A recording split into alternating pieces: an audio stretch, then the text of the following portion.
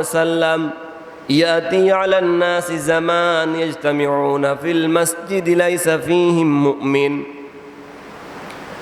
মানুষের উপর এমন একটি সময় আসবে মানুষগুলো মসজিদে একত্রিত হবে মানুষগুলো আল্লাহ তাআলার ইবাদত করবে আল্লাহ তাআলার বান্দিগি করবে কিন্তু যতগুলো মানুষ ইবাদত করবে তাদের একজনেরও ঈমান থাকবে না।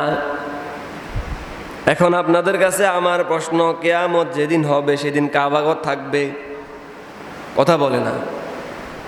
কিয়ামত যেদিন সংগঠিত হবে সেদিন কি কাবাগর থাকবে না? কিয়ামত যেদিন সংগঠিত হবে, সংগঠিত হওয়ার পূর্বে কাবা থাকবে কিনা? কথা বলেন না। থাকবে না? থাকবে। কাবাগরে লক্ষ লক্ষ মানুষ ইবাদত বান্দিগি করে, ওই সময় কি মানুষ ইবাদত করবে না? করবে। কিয়ামতের পূর্বে আপনাদের এই মসজিদ থাকবে না?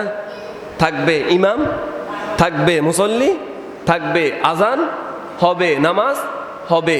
কিন্তু রাসূল তো বলেছেন সব মসজিদে সকলে একত্রিত হবে, ইবাদত করবে, আল্লাহকে ডাকবে, কিন্তু একজনেরও ঈমান থাকবে না। ইমামেরও নাই, মুসল্লিদেরও নাই। সেই জামানা আর বেশি দূরে নয়। এটা হাসির খোরাক কিনা আপনি খেয়াল করলে বুঝবেন রাসূল কত মারাত্মক কথা বলেছেন। মানুষ ইবাদত করবে, আল্লাহকে তারা ডাকবে, ইমামও থাকবে, মুয়াজ্জিনও থাকবে, আজান দিবে, মানুষ নামাজের জন্য আসবে, ইবাদতও করবে, কিন্তু যতজনে ইবাদত করবে একজনেরও ঈমান আর থাকবে না। এই জন্য আল্লাহ রাসূল সাল্লাল্লাহু আলাইহি ওয়াসাল্লাম আরেকটি হাদিসে বলেন, ইয়াতি আলান নাসি জামান আস-সাবিরু ফীহিম আলা দীনিহি কাল কাবিদি আলাল জামার।